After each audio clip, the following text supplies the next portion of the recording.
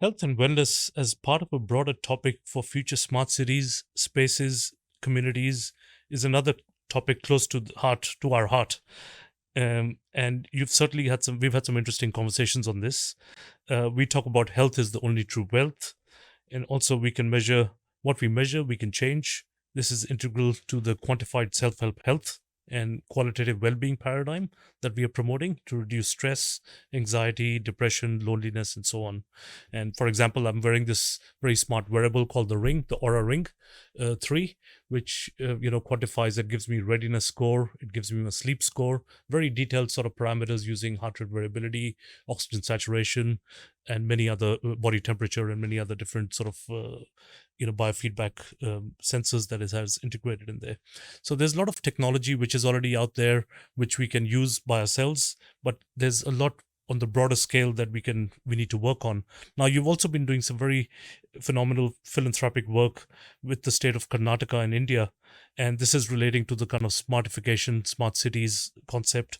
And you've really put Bengaluru further on the world map with environmental awareness, with rich biodiversity, sustainability, and the circular economies and smart living, really. If you can shed some more light on what that is all about, plus what are your thoughts that we can sort of see for that further focus shift for broader humanity in that sort of space? It's not just me, but it's a group of people who are doing this. I'm part of that group, and we've not done it yet. We hope to do all the things that that now you're saying we're doing. We hope to do it. I will give a very brief background to this effort. More than half the world's population lives in really congested countries. High population density countries like India. India will be the country with the highest population maybe in the next 5 or 6 years. It'll beat China. And there is this frightful projection that maybe 350 million people will move from rural village India to urban India. And we don't have so many cities to absorb this population over the next 15 or 20 years. Why do people move to cities is the question. And I think that question has been answered in theoretically at least, that people don't need to move to cities anymore, because 90% of surgeries in the next 10 years in India will be done by robots. Telehealth. Yeah, that's right. And because robots don't make mistakes, they don't discriminate by caste, they don't discriminate by religion.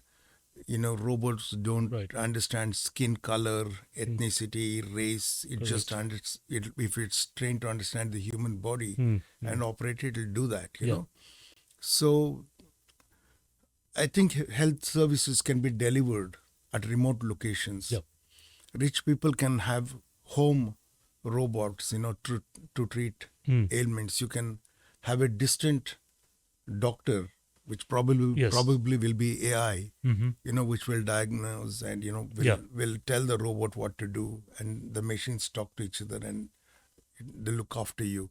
And I think the best quality education in the language of your choice with the best graphics can be made universally available now, if people mind it. If India wants to do this, it can do it now. You can send an OTP and conduct the election for a billion population in an hour. You just send an OTP and it's done. It doesn't cost money. And you can actually you can put a lot of safeguards so that there'll always be hackers, and there'll always be wrong, but you can always keep building it. There's a never ending battle, but basically the future is already here. That's right. The future mindset is not here. That's the problem, right? The future is here. The machines can do all this already. Correct. Yes. So people don't need to move to cities. Maybe cities are required for another reason. That you need a certain mix of population, of thinkers, of innovators, of artists, of entertainers, of sports people, Right. of users customers who can Right, keep right. that business thriving. Yes. So you need maybe a concentration of a certain mix of people. Yeah. But I think the question on the smart city should be, what is the optimal size of a smart city? May be the Sure. question. Right. Right. So I feel the big megacities of the world today may become like heritage cities. Yes. A place to visit on how cities were in the past. Right. Right. And this is not a distant future. I think, in the next 10 or 15 years, these cities may become the past. Oh, very much. Yeah, Yes. you may come to visit them Yeah. for nostalgia, Yes. but you may just live where you are living. Yeah. You can live in a suburb and be globally connected. You Exactly. don't need to actually live in the heart of the city. You want to go to the city to be amidst other people. That's it. You don't need to be Correct. there for work anymore, maybe. Exactly. Children don't have to school anymore. You don't need to move bodies to buildings anymore That's right. to get work done, maybe. Correct. Okay. And if you have 3D printers universally installed, That's right. stuff is ordered and is printed at home, maybe. So true. Yeah. And the fabric that you use, metal, plastic, and all may change into some other composites. That may be the future. I'm Right. saying, there's a series of things that are there. Yes. You need decision makers Yeah.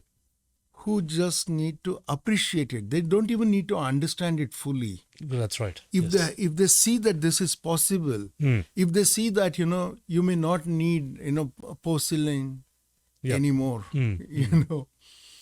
then or ceramic anymore, Yeah. Yeah. then they'll say they can ask the question, what else should I use? Exactly. And somebody who knows will tell them. So they should have a group of advisors, like Correct. I told you. Yes. These altruistic, scientific, wise people Correct. should be able to guide them in That's the right. future. Yeah. So I feel the smart city idea for a country like India, let's say, I will say, maybe the optimal size of a future city should not be more than 1 million. Right. Right. So if you have a population of 1,400 million in Yeah. a country like India, Yes. and it may go up to even 1,500, 1,600, because the total fertility rate, what you call the replacement rate in India has come below Right. 2.1. Okay, so over time, in the graph will Yeah. It'll taper stabilize, down. and Yeah, then that's the right. population will begin to decline. But I'm saying for the foreseeable future, for the next 50 years, Yeah. maybe India should have Yeah. 200 cities. That's right. You I mean, know? there's already a plan for that 100 smart cities initiative in India. Correct.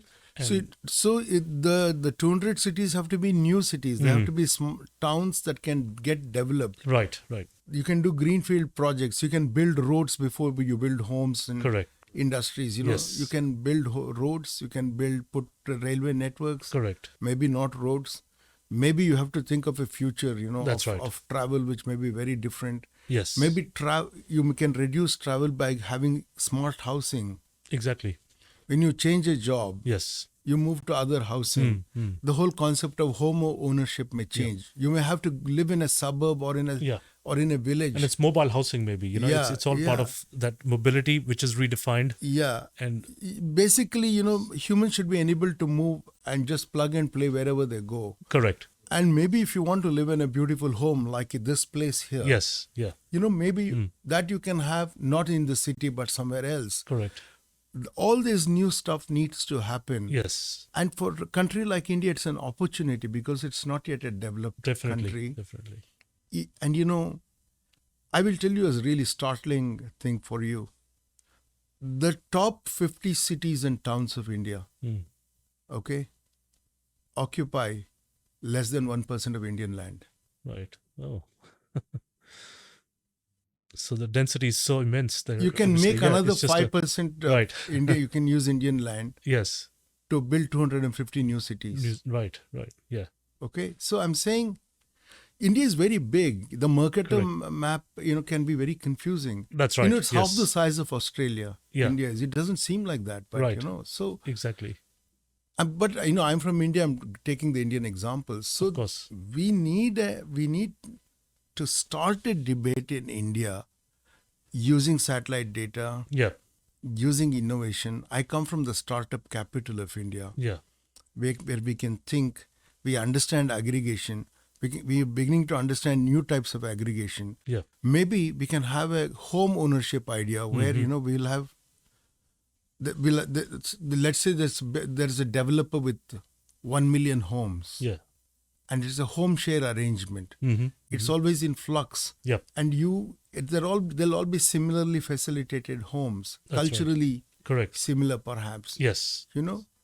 And you can move, or culturally differentiated if people like it like that, So you can move and settle wherever you want. Yeah, So there is no discomfort of, you don't need to carry things with you. You need to go there. That's it. Everything else is flexibility and already there. adaptability, right?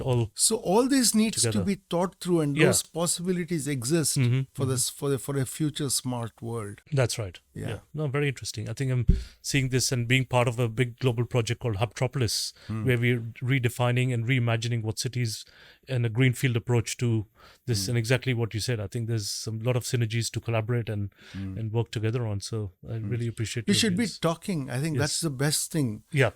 Or some of us should just be, just Yeah. talking. I think it's Like Roy here. We should be Exactly. talking. Yeah. If we're talking, I think it'll be better. And Totally. we should be talking because we want a better world. Definitely. We should not be for a better business, higher Yeah, market yeah. share. That is, you should make that the secondary thing. Exactly. There are people who will do that. Let them do that. Some of us should opt out Yes. and say we don't want to be in that race. We Yeah. want to be in a different one. I think that triple bottom line or the quad bottom line, as you say, people, Yeah. purpose, planet, Yeah. before profit. Yes, we should that's what be, we need yeah. before. Yeah. Some of us should do that. Yeah. Yeah. Totally. But I think that's a great. The world needs poets. Totally, It doesn't totally. make money, maybe. I think it's science, and as we say in education, STEAM education, Correct. entrepreneurship, science, technology, Yeah. engineering, arts, and Absolutely. mathematics. Yes. Everything needs to come together. Correct. And we need to tinker, we need to experiment, we need to, Yeah. as you say, ponder on the right, best way forward. So thank you very much, Thank you so Prakash. much, It's been Roy. a Thank real you, pleasure Roy. to have you Thank here, you. Yeah. and appreciate your sharing you. the amazing wisdom. Thank you so much. Thank you.